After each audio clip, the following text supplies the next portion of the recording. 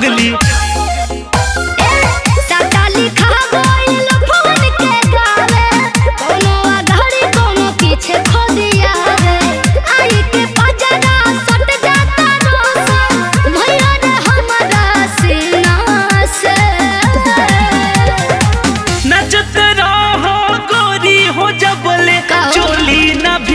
पसीना से नचते रहो गोरी हो जबले चोली न भीजे पसीना से।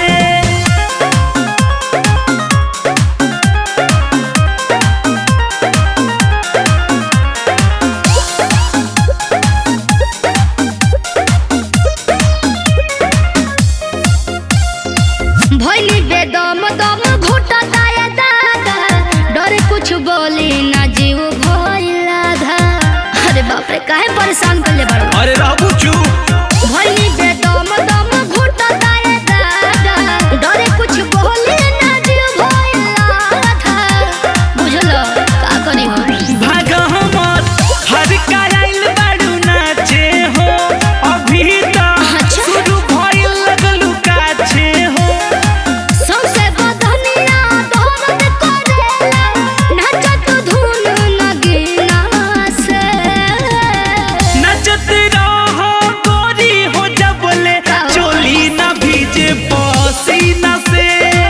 नचते रहो गोरी हो जबले चोली न भीजे पसीना से।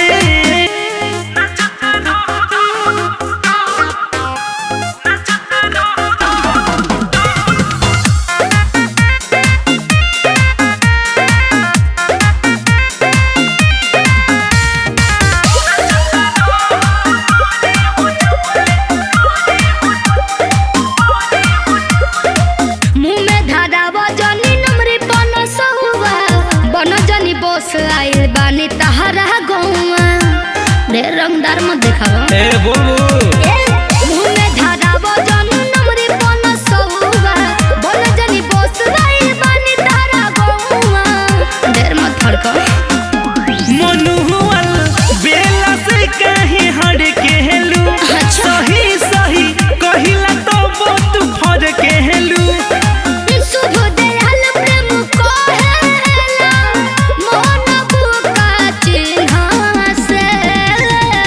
नचते रहो गोरी हो जबले चोली न भीजे